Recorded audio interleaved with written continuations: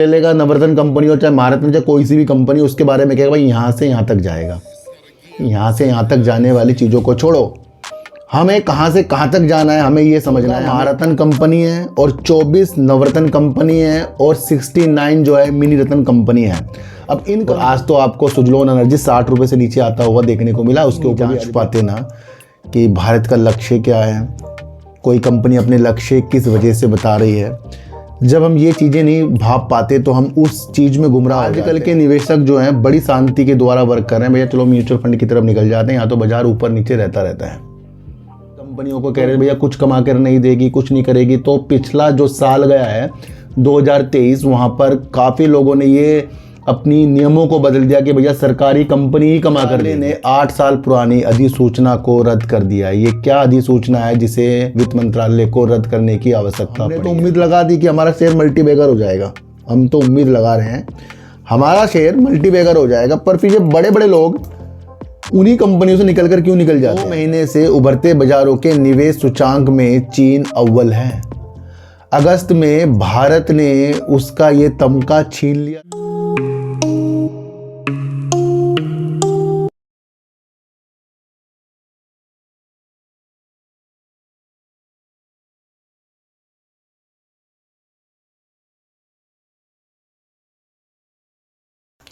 नमस्कार, मैं स्वागत करता हूं आपका अपने ही चैनल पर जिसका नाम है सार्थक बाजार से। आज बात करेंगे हिंडाल्को की, बात करेंगे ओएनजीसी की, बात करेंगे सुजलोन एनर्जी 60 रुपये से नीचे आ गया है, बात करेंगे वित्त मंत्रालय ने क्या 8 साल पुरानी अपनी अधिसूचना ख़त्म की है, उससे क्या इफ़ेक्ट कंपनियों में पड़ेगा, सरकारी कंपनियों में पड़ेगा, उसके बारे में बात करेंगे। और बात करेंगे म्यूचुअल फंड की योजनाओं में किस तरीके से निवेशक निवेश को बढ़ाते जा रहे हैं। इन सब की बात करने से पहले कल मैंने आपको एक इन्फॉर्मेशन दी थी कि आप अपने बाज़ार में कहीं हो, कोई आपसे फ़ोन करने के लिए कोई भी लेडीज़ कुछ कहे तो भैया उससे दूर रहना है। वाकिफ़ उस चीज़ को भी हमें समझ कर चलना है। जब हम बाज़ार के बाहर बहुत चौकन्ने हो जाते हैं और फिर बाज़ार के अंदर भी हमें चौकन्ना बना रहना पड़ेगा। समय समय पर अपने प्रॉफिट की मनसा, मेरा जो पुराना डायलॉग आप सबको याद है, प्रॉफिट को अपने हाथों से जाने देना नहीं और अच्छे शेयरों से लॉस बुक करना ही नहीं। देखो होता क्या है कि जब हमें पता लगता है कि एफपीआई चीन की ओर रुख कर रहे हैं क्योंकि वहाँ उभरता बाजार देखने को उनको मिल रहा है, अच्छा मूल्यांकन वहाँ देखने को उनको मिल रहा है, तो वो चीन की तरफ बढ़ते जा रहे हैं एफपीआई यानी कि विदेशी पोर्टफोलियो निवेशक। और उसकी वजह से हमारे बाजार के अंदर बड़ी गिरावट के सामने आपको देखने को मिले हैं। अभी 2 महीने से उभरते बाजारों के निवेश सूचांक में चीन अव्वल है। अगस्त में भारत ने उसका ये तमगा छीन लिया था, भारत हो रहा था अव्वल। पर अब पिछले 2 महीने से जब चीन ने अपनी कुछ नीतियों में अलग अलग नीतियां दिखाई, वहाँ से एफपीआई उधर की तरफ शिफ्ट हुए, तो ये तमगा भारत का खो गया और वो चीन के पास चला गया। यानी कि अभी उभरते बाज़ारों में निवेश सूचांक में चीन अव्वल है। तो ये आना जाना लगा रहेगा। आज अगर चीन अव्वल है तो अगस्त में हमारा भारत ने तमगा उससे छीन लिया, तो भारत भी प्रगति की ओर है। इस चीज़ को आपको समझकर चलना। पर समय समय पर हम जब अवधि नहीं जांच पाते ना कि भारत का लक्ष्य क्या है, कोई कंपनी अपने लक्ष्य किस वजह से बता रही है, जब हम ये चीज़ें नहीं भाप पाते तो हम उस चीज़ में गुमराह हो जाते हैं कि शेयर भाग रहा है भाग रहा है भाग रहा है। भाई शेयर भाग रहा है, कभी ना कभी तो वो अपनी चीज़ों में करेक्शन तो करेगा ही। अगर हम समय पर अपनी चीज़ों को समझ जाएं तो हमारे से अच्छा कमाई भी कोई नहीं कर सकता, ये मैं आपको बता दूं। अभी हाल ही के पोर्टफोलियो तो सबके रेड होंगे, वो तो बड़े बड़े लोगों के भी होंगे, पर बीच बीच में जब एफआईज निकलते हैं, डीआईज अपनी होल्डिंग को सेल करते हैं, एलआईसी भी अपनी होल्डिंग को सेल करता है, अन्य बड़े निवेशक भी निकल जाते हैं, जैसे बीसीजी में हमें देखने को मिल रहा है, दूसरा हमें पटेल इंजीनियरिंग में देखने को मिल रहा है। यहाँ क्या हमें एक उम्मीद लग रही है, देखो हमने तो उम्मीद लगा दी कि हमारा शेयर मल्टीबैगर हो जाएगा। हम तो उम्मीद लगा रहे हैं हमारा शेयर मल्टीबैगर हो जाएगा, पर फिर ये बड़े बड़े लोग उन्हीं कंपनियों से निकलकर क्यों निकल जाते हैं? तो थोड़ा सोचो। मैंने आपको पहले भी एक बहुत बढ़िया बात बताई थी, कोई भी बड़ा निवेशक FIs हो या DIs हो या कोई भी हो, मैं हूँ, आप हो, हम एक दूसरे के प्रॉफिट के लिए नहीं वर्क कर रहे हैं कि मैंने कुछ शेयर लिया तो आपको वो खरीदना, आपने लिया तो मुझे वो खरीदना है। पटेल इंजीनियरिंग में अगर विजय केडिया साहब ने लिया तो हमें वो खरीदना है, शंकर शर्मा ने BCG में लिया तो हमें भी वही खरीदना है। भैया इन चक्रों में बिल्कुल भी हमें नहीं पड़ना है, मैं आपको बता दूं। वो तो भैया निकल कर चले जाएंगे अपने हिसाब किताब देखकर, पर हम उसके अंदर अपनी चीज़ों को फंसा हुआ महसूस करेंगे। ये चीज़ आपको समझकर चलनी है। या कोई भी हमारे लिए वर्क नहीं कर रहा है, ये मैंने आपको पहले बताया। बाजार से जीतने की कोशिश बिल्कुल भी हमें नहीं करनी है।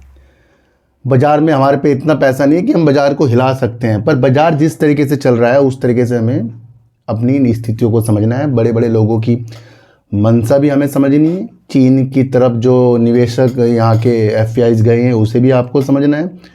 दूसरा, हर एक रणनीति को आपको समझकर चलता ही रहना है।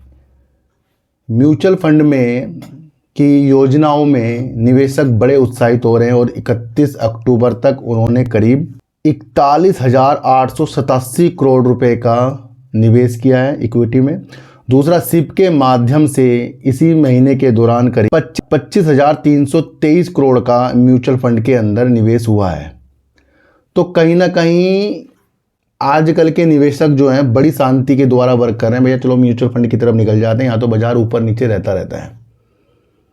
तो वही एक अच्छी चीज़ मुझे दिख रही है कि अगर हमारी निवेश की मंशा अगर हम खुद कर रहे हैं तो वो भी शांति के साथ होनी चाहिए। और म्यूचुअल फंड में अगर हम जाते हैं तो वो तो पहले ही शांति की ओर है। तो यहाँ पर खुद के रास्ते आपको तलाश करने पड़ेंगे। ज़रूरी नहीं कोई शेयर आपको टॉप पर दिख रहा है तो वो टॉप पर हमेशा रहेगा। ज़रूरी नहीं कि कोई छोटा शेयर ने बहुत बुलंदी हासिल कर ली तो भैया अब और ज़्यादा बुलंदी हासिल कर लेगा। अभी LCD का शेयर आज भी आपको लोअर सर्किट में देखने को मिला है, तो हम भ्रमित क्यों होते हैं, मुझे ये समझ में नहीं आ रहा है। तो हमें बाज़ार से बिल्कुल भी नहीं जीतना है। बाज़ार के अंदर जो न्यूज़ आ रही है उसको भली भांति आपको जांचना है। वित्त मंत्रालय ने 8 साल पुरानी अधिसूचना को रद्द कर दिया है। ये क्या अधिसूचना है जिसे वित्त मंत्रालय को रद्द करने की आवश्यकता पड़ी है? भारत की सार्वजनिक कंपनियां जो भी हैं उनकी स्थितियों में अच्छे निर्णय लेने के लिए ये चीज़ें की गई हैं। यानी कि पहले जो होता था, केंद्रीय सरकारी कंपनियां होती थी, उसके अंदर कुछ भी बदलाव करने के लिए, जैसे कि ज्वाइंट वेंचर का उद्यम बनाना किसी के साथ या अपनी पूर्ण स्वामित्व वाली कंपनी की इकाई को स्थापित करने के लिए पहले नीति आयोग से इसकी मंजूरी लेनी पड़ती थी। पर अब वित्त मंत्रालय ने ये 8 साल पुरानी प्रथा को ही ख़त्म कर दिया। अब कंपनी अपने द्वारा ही, जो सरकारी कंपनी अच्छी हैं वो अपने द्वारा ही अपनी स्थितियों में संयुक्त उद्यम बनाना या फिर नई इकाई स्थापित करने के लिए उनको अब किसी की भी आवश्यकता नहीं होगी। यहाँ से एक चीज़ देखने को मिल रही है, जहाँ हम सरकारी कंपनियों को कह रहे हैं भैया कुछ कमा कर नहीं देगी, कुछ नहीं करेगी, तो पिछला जो साल गया है 2023, वहाँ पर काफ़ी लोगों ने ये अपनी नियमों को बदल दिया कि भैया सरकारी कंपनी ही कमा कर देगी। पर फिलहाल हाल ही में आपको वो करेक्शन भी देखने को मिल रहे हैं, लेकिन शेयर फिर भी काफ़ी ऊपर है, ये आप समझ कर चलना। पर जब इस तरीके से सरकार कुछ योजनाओं को लाती है या फिर इस तरीके की अधिसूचना को ख़त्म कर देती है, यहाँ पर अपने द्वारा अपनी कंपनियां अपने जो भी उसके निर्णय है उसको कर सकेगी बिना नीति आयोग की मंजूरी के बिना, है ना। तो यहाँ पर एक अच्छे संकेत दिख रहे हैं, क्योंकि अगर आप देखें भारत के अंदर महारत्न कंपनी कितनी, 14 महारत्न कंपनी है और 24 नवरत्न कंपनी है और 69 जो है मिनी रत्न कंपनी है। अब इन कंपनियों के अंदर आप खुद देख सकते हो कि अगर इनको संयुक्त में उद्यम बनाना है तो अब नीति आयोग की इनको आवश्यकता नहीं है। नई इकाई इनको लानी है तो वहाँ पर भी नीति आयोग की इनको मंजूरी लेने की चीज़ें नहीं। अब यहाँ इनकी कामों के अंदर तेजी आने के संकेत जब वो अपने निर्णय के द्वारा करेंगे तो उस नीति को भी हमें समझना है। देखो सर, ये न्यूज़ जो मैं आपको बताता हूँ, पहले बात तो कोई आपको बताएगा नहीं और इसके मतलब कोई आपको समझाएगा नहीं। आपको तो कोई एक शेयर ले लेगा, नवरत्न कंपनी हो चाहे महारत्न चाहे कोई सी भी कंपनी, उसके बारे में कहेगा भाई यहाँ से यहाँ तक जाएगा। यहाँ से यहाँ तक जाने वाली चीज़ों को छोड़ो, हमें कहाँ से कहाँ तक जाना है हमें ये समझना है, हमें क्या नीतियों को समझना है। हमारे लिए सबसे वैल्यूबल चीज़ वो हो सकती है, मैं आपको बता दूँ, मुझे अब भी याद है 2023 में जब ONGC ने कहा कि वो अपनी क्षमता को 2030 तक, नवकरणीय ऊर्जा की क्षमता को 2030 तक 10 गीगावाट तक के बढ़ाने के लिए करीब 1 लाख करोड़ रुपए निवेश करने की योजना बना रहा है। यहाँ से क्या चीज़ हमें देखने को मिली, यहाँ से हमें ये चीज़ देखने को मिली अभी हाल ही में आपको जो देखने को मिल रहा है, एनटीपीसी अपना ग्रीन एनर्जी का आईपीओ क्यों है, क्योंकि वो नवकरणीय ऊर्जा की तरफ बढ़ता जा रही है, आपको हर बार मैं आपको बता रहा हूँ। दूसरी तरफ जब ओएनजीसी ये ठान ले कि भैया वो नवकरणीय ऊर्जा की अपनी क्षमता को 10 गीगावाट तक बढ़ाना, जो उसको 2030 के लक्ष्य लग रहे हैं, करीब 1 लाख करोड़ रुपए तक के वो खर्च करने की नीतियों के साथ हमें बता रहा है। तो यहाँ से क्या दिख रहा है, आने वाला जमाना ग्रीन एनर्जी पर आधारित है। पर ट्रम्प के चुनाव जीतने के बाद ही जब उन्होंने कहा कि नवकरणीय ऊर्जा की जो भी उनकी चीज़ें हैं उनको वो रद्द कर देंगे, वहाँ से यहाँ के शेयर गिरने आपको देखने को मिल गए। और आज तो आपको सुजलोन एनर्जी 60 रुपये से नीचे आता हुआ देखने को मिला, उसके ऊपर भी आज भी हम चर्चा करेंगे।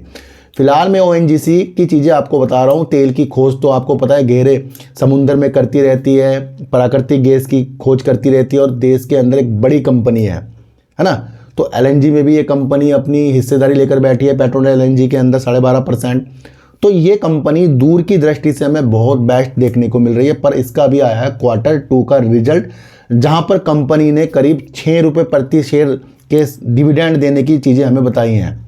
देखो सर, डिविडेंड का भी मज़ा अपना अलग होता है, जहां पर हम शेयरों के उतार चढ़ाव को नहीं देखते, बल्कि देखते हैं कि 6 रुपये के हिसाब से हमें कितना पैसा हमारे डायरेक्ट अकाउंट में आने वाला है। तो एक तरह की हमारी पेंशन बन जाती है। काफ़ी लोग कहते हैं सर बुढ़ापे में करेंगे क्या, बुढ़ापे में डिविडेंड वाले शेयरों से पैसा लिया करेंगे, वो चीज़ें किया करेंगे। सबसे ज़्यादा पैसा कमाना वैल्यूबल नहीं है, शांति कमाना ज़्यादा वैल्यूबल है मेरे हिसाब से। और वो अगर हम करते गए तो बहुत बेस्ट होगा। हम क्यों किसी की रणनीतियों के साथ किसी के ग्रुप में घुसने की सोच रहे हैं, ये अब सब हमें छोड़ना पड़ेगा। और हमें न्यूज बेस्ड चीज़ों को परखना, साइकोलॉजी को परखना, वो हमें समझकर अच्छा करना पड़ेगा। सितंबर 2023 में कंपनी ने 1,47,614 करोड़ रुपए की सेल्स की थी और कंपनी ने प्रॉफिट जो कर दिया 16,171 करोड़ का प्रॉफिट कर दिया था। कंपनी ने अपनी सेल्स को 2024 सितंबर में बढ़ा दिया, जो 1,58,329 करोड़ की सेल्स कर दी। पर देखने को ये मिला इन्होंने अपने शुद्ध लाभ में करीब 24 से 25% की गिरावट कर दी है, जो इनका प्रॉफिट अब आया है जो 9,878 करोड़ का प्रॉफिट आया है। देखो सर, एक्सपेंस कंपनी का बढ़ा है। एक्सपेंस जब कंपनी का बढ़ता है तो कहीं ना कहीं वो अपनी नीतियों के साथ कुछ वर्क कर रही है, खर्चा कर रही है, ताकि वो अपनी कंपनी को बढ़ा जाए आगे के लिए। तो कैपेक्स भी जब कोई कंपनी लाती है पूंजीगत व्यय करने के लिए, जो कंपनी बताती है भैया हम इतना पैसा लगाएंगे, तो वो भी तो अपनी कंपनी की भलाई के लिए ही वो खर्चा करती है। तो यहाँ पर अगर हमें एक्सपेंस इसका ज़्यादा देखने को मिला तो उसकी वजह से इसका जो प्रॉफिट है वो भी कमी की और हमें देखने को मिला है ना। फिर भी कंपनी ने हमें 6 रुपये का डिविडेंड दिया है। प्रमोटर की अगर हम बात करें 58.79% है, एफआईज कंपनी के अंदर करीब 8.12% है, डीआईज कंपनी के अंदर करीब 19.04% है, गवर्नमेंट कंपनी के अंदर करीब 10.30% है। अगर आप पब्लिक देख लो सर, तो पब्लिक मात्र 3.65% की है। चीज़ों को समझो, पब्लिक काफ़ी कम है। और जब किसी कंपनी पब्लिक काफ़ी कम होती है तो पब्लिक उस नीति को देखती है कि भाई ये तो शेयर काफ़ी ऊपर है, इसका शेयर का हमें काम समझ में नहीं आया है ना। तो अगर पब्लिक इतनी कम है तो जानदार कंपनी है ये। और सबसे जानदार मुझे चीज़ लग रही है कि 1 लाख करोड़ रुपए जो ये निवेश नवकरणीय ऊर्जा के लिए करेंगे, वहाँ तो हमें कई कंपनी अपने आईपीओ जो है ग्रीन एनर्जी की तरफ लाकर दिखा रही है, एक मंशा जता रही है कि भाई हाँ कुछ आगे हो सकता है। तो बेस्ट कंपनी है, बेस्ट भारत की एक अच्छी कंपनी है। और दूसरा मैंने आपको बता दिया था अभी बीच में कि वित्त मंत्रालय ने 8 साल पुरानी अधिसूचना को रद्द किया है। वो कहीं अपने उद्यम या संयुक्त उद्यम, जॉइंट वेंचर या फिर अपनी नई इकाई स्थापित करने के लिए अब उनको किसी की मंजूरी नहीं चाहिए, तो कंपनी अपने द्वारा अच्छी कंपनी काम कर सकती है। तो ये आगे के रास्ते चीज़ों के साथ खुलते जा रहे हैं। हिंडाल्को आपको पता ही एल्युमिनियम और तांबे में अच्छी कंपनी है, वर्क करती है। और आपको पता है आदित्य बिरला ग्रुप की एक प्रमुख कंपनी है। दूसरा ये खाद्य पदार्थ वाले, पेयजल वाले, जो भी आपको एल्युमिनियम की चादर वाले तौर पर खाद्य पदार्थों के लिए पैकेजिंग की चीज़ें देखने को मिलती है, तो उसके उत्पादों के निर्माण के लिए भी कंपनी वर्क करती है। अभी आपको देखने को मिला इसका Q2, और जहां Q2 में कंपनी ने सच में मैदान मारा है। और वो मैदान है कि सितंबर 2023 में कंपनी ने 54,169 करोड़ की सेल्स की थी, 2196 करोड़ का कंपनी ने प्रॉफिट कर दिया था। अगर अब इस बार सितंबर 2024 की कंपनी की सेल्स देखें, 58,203 करोड़ की कंपनी ने सेल्स कर दी और 3909 करोड़ का कंपनी ने प्रॉफिट कर दिया। कंपनी ने अपनी साल दर साल सेल्स और साल दर साल प्रॉफिट को बढ़ाकर दिखा दिया है। प्रमोटर की अगर हम कंपनी में बात करें तो 34.65% के प्रमोटर हैं। एफआईज कंपनी के अंदर 28.58% हैं। डीआईज कंपनी में करीब 24.17% हैं। की अगर हम बात करें तो 11.78% की पब्लिक है। अन्य इसके अंदर 0.50% के इसके अंदर अन्य है, अदर है। तो कंपनी क्यों चर्चाओं में है, क्यों आज इसकी वीडियो हमने बनाई है? देखो सर, 29 विश्लेषकों जो इसके ऊपर अपनी नज़र रख के बैठे थे, उनमें से 80% लोगों का, मतलब विश्लेषकों का मानना है, 29 में से 80% लोगों का मानना है कि ये आगे जाकर अच्छे टारगेट हमें दिखा सकती है। और उन्होंने खरीद की रेटिंग दी है और आपको देखने को मिला है कि हेडिंग है कि अब भी हिंडाल्को का शेयर खरीदने लायक है और करीब 800 रुपये के इसके टारगेट आ रहे हैं। हिंडाल्को का भारत कारोबार में वृद्धि जो देखी गई है, इससे विश्लेषकों ने अपनी Q2 का जो रिजल्ट भी देख लिया है, उससे अपनी नीतियों को अच्छा कर गया। और 29 विश्लेषकों में से 80% ने इसके अंदर अपनी मंशा खरीद की बनाई है और 800 रुपये के टारगेट हमारे सामने निकल कर आए हैं। देखो सर, विश्लेषक अपनी एनालाइज कर रहे हैं, हम अपनी कर रहे हैं, आप अपनी करेंगे, क्योंकि ज़रूरी नहीं कि कोई हमें कुछ बताए वो सही हो जाए, ज़रूरी नहीं कि नहीं होए। तो हमें दोनों तरफ देखकर चलना पड़ेगा। मेन मुद्दा होता है कंपनी की सेल्स के अंदर चीज़ों को अच्छा होना और कंपनी किस ग्रुप से ताल्लुक़ रखती है, किस सेक्टर पे काम करती है और क्या वो कंपनी भारत के कारोबार में कुछ योगदान अच्छा दे रही है। तो उन नीतियों के साथ हिंडाल्को इंडस्ट्रीज़ बेस्ट वर्क कर रही है। अब ये भी जो टारगेट आए ये भी आपको बताना बहुत ज़रूरी था। कंपनी का अगर हम लो देखें, 492 रुपये का लो है, 773 रुपये का कंपनी का हाई है। इस वक्त कंपनी का शेयर 651 रुपये करीब का चला और विश्लेषक कह रहे हैं भैया अभी भी खरीदने लायक है। देखो सर, अपना पैसा है, अपने हिसाब से देखना। विश्लेषक हो या कोई हो, बाद में वो ये बोलता है भैया अपनी एनालाइज खुद कर लें, है ना। बड़े बड़े चैनल भी आपको देखने में डिस्क्लेमर देते हुए देखने को मिलेंगे, अपनी एनालाइज खुद कर लें। तो आपको किसी पे डिपेंड नहीं रहना है, आपको चीज़ें समझनी है, उस चीज़ों के अनुसार ही वर्क करना है। बाद में ये किसी के ऊपर डिपेंड मत रहें कि भैया कोई हमें अमीर करेगा। भैया आपको नॉलेज ही दे सकता है कोई भी। आज आपको कोई भी किसी भी तरीके से कोई भी लोग ये कहें कि ये खरीद लो, वो बेच लो, तो वहाँ ये चीज़ें नहीं होती कि वो चीज़ें हो जाएंगी। ये तो आपको खुद को भी पता है, पर होती है लोगों के अंदर अपनी एक एक्स्ट्रा नॉलेज होती है, एक्स्ट्रा सिक्स सेंस होती है, जिसके तहत वो आपको सिर्फ समझा सकते हैं। तो समझना हमें, काम हमें अपने द्वारा ही करना है, ये समझकर आपको चलना पड़ेगा।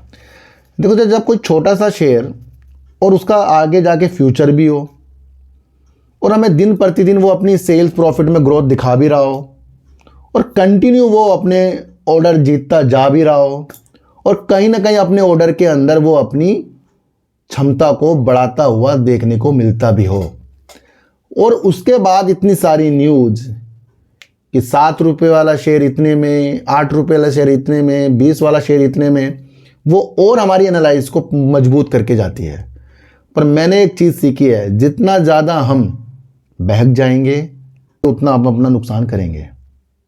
शेयर भले ही छोटा हो, ऊपर हो, पर हमें अपनी एनालाइज भी करनी है कि किस दिन के लिए वो वर्क कर रहा है, किस रणनीतियों के लिए वो वर्क कर रहा है। आज तक के मेरी सुजलोन के ऊपर वीडियो उठाकर देख लो, मैंने हमेशा यही बोला है कि ये 2030 की लक्ष्य के लिए भी हाथ बटाएगा और 2030 का लक्ष्य अभी आया नहीं। अभी आपको क्या देखने को मिला? ओएनजीसी का लक्ष्य 2030 तक के वो 10 गीगावाट तक अपनी नवकरणीय क्षमता को बढ़ाएगा, उसके अंदर 1 लाख करोड़ रुपए निवेश करने की मंशा उसने पहले जो मैं बताई थी। तो क्या मंशा है वो मंशा भी 2030 है। जब ओएनजीसी का शेयर भी काफ़ी नीचे आ सकता है, जब और अदर अच्छी कंपनियों का शेयर भी काफ़ी नीचे आ सकता है, तो सुजलोन एनर्जी का शेयर भी काफ़ी ऊपर जाने के बाद प्रॉफिट बुकिंग आ सकती है, क्योंकि यहाँ सब के सब प्रॉफिट बुकिंग करने के लिए बैठे हैं। बहुत से ऐसे लोग हैं जो बिना बात की उलझनों में उलझ रहे हैं, और वो होता है कि भैया उसने मुझे बता दिया तो मैंने इसलिए ख़रीद लिया, मुझे बहुत अच्छा दिख रहा है आगे के लिए। तो फिर वहाँ धैर्य जाता है, अपनी चीज़ें जाती हैं कि क्या मेरे पास वो समय है।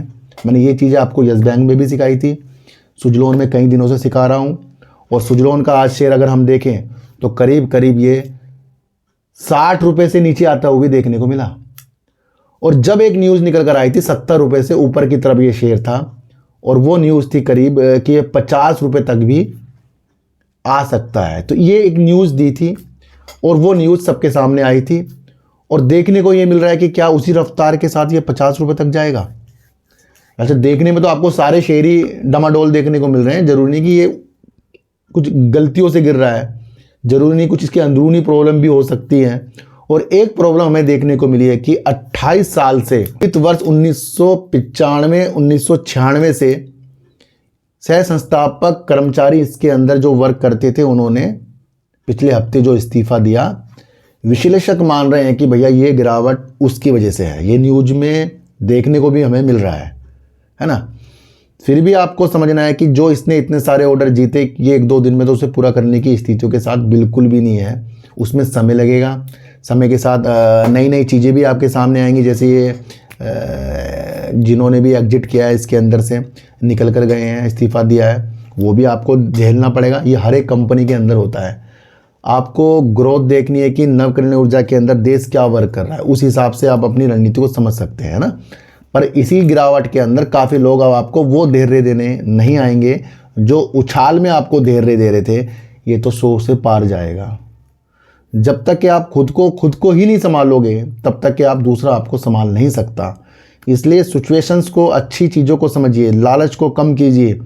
कोई सा भी शेयर हो, उसे अपने बुद्धि के अनुसार जज करने की चीज़ें के साथ आइए, क्योंकि बाद में हर एक लोग ये कहेगा कि भैया अपने फाइनेंशियल एडवाइजर से सलाह ले लीजिए, है ना। तो ये जो आज 60 से नीचे आया, तब ये उस उम्मीद के साथ है जब इसके ₹50 के टारगेट भी आ गए हैं, और दूसरा जो एग्जिट करके, इस्तीफा देकर एग्जिट करके गए हैं, है ना। तो हम अपनी कमाने की स्थितियाँ अपने द्वारा, अपने मैनेजमेंट के अनुसार ही बना सकते हैं, किसी के टारगेट के अनुसार कभी नहीं बना सकते हैं, है ना। क्योंकि जब शेयर भाग रहा था तो बहुत अच्छी अच्छी न्यूज़ हमें देखने को मिलती है, ये हो गया, वो हो गया, और जब गिरता है फिर वो न्यूज़ देखने को मिलती है कि यहाँ तक आ गया, वहाँ तक आ गया। तो ये तो भैया चलता ही रहेगा, हमेशा चलता रहेगा। न्यूज़ आती रहेंगी, वीडियो बनती रहेंगी, और उन चीज़ों को आपको समझकर चलता रहना पड़ेगा। तो हिंडाल्को अपने काम की वजह से बेस्ट, विश्लेषकों ने कहा कि 29 विश्लेषकों ने जो इस पर नज़र रख के गए थे, वो कह रहे हैं कि भैया ये 80% उसके अंदर से कह रहे हैं कि अभी भी खरीदने लायक है। तो वो चीज़ें हमें नहीं सुननी, हमें तो कंपनी का काम देखना है। दूसरा, म्यूचुअल फंड के अंदर उनकी योजनाओं में निवेशक अपने निवेश को बढ़ा रहे हैं, चाहे वो सिप के माध्यम से, इक्विटी के माध्यम से हो, वो अपनी चीज़ों को अच्छा करते जा रहे हैं। दूसरा, आपको समझना है कि चीन जो है उभरते बाज़ारों में निवेश सूचांक में अव्वल नंबर 1 बना हुआ है, पर अगस्त में ये तमगा भारत ने भी जीता था, उससे वापस ले लिया था। तो भारत फिर जीतेगा भैया, मैं आपको बता दूं। तो उन नीतियों को भी आपको समझना है। अगर वित्त मंत्रालय जो 8 साल पुरानी अपनी अधिसूचना को बंद कर सकता है, और वहाँ पर अब आपको नवरत्न, मिनी रत्न हो, कोई सी भी कंपनी अपनी अलग योजना संयुक्त उद्यम बनाने में या नई इकाई बनाने में, जो उनको मंजूरी पहले नीति आयोग से लेनी पड़ती थी, अब वो खुद उसको अपने द्वारा कर सकते हैं। तो ये एक अच्छे संकेत हमें देखने को मिल रहे हैं। फिर कह रहा हूँ, बाजार के अंदर आपको जीतना नहीं है, समझना है, संभलना है, और किसी की बातों में नहीं आना है, चाहे मैं क्यों ना हूँ। ONGC जहां अपना रिजल्ट में प्रॉफिट कम करके गया, पर ₹6 के डिविडेंड जता रहा है कि वो अपने लंबे समय से जो निवेशक बैठे हैं उनको ₹6 की सौगात ONGC दे रहा है। फिर कह रहा हूँ, बाजार से हमें जीतना नहीं है, बाजार की नीतियों को समझना है। तो चींटी को हटा दीजिए, गाय को रोटी दीजिए, और अपने बच्चों को ज़्यादा से ज़्यादा प्यार कीजिए, क्योंकि बच्चे ही आपकी मासूमियत से किस्मत पलटेंगे। तो फिर मिलेंगे आपसे नए वीडियो के साथ, जब तक के लिए नमस्कार।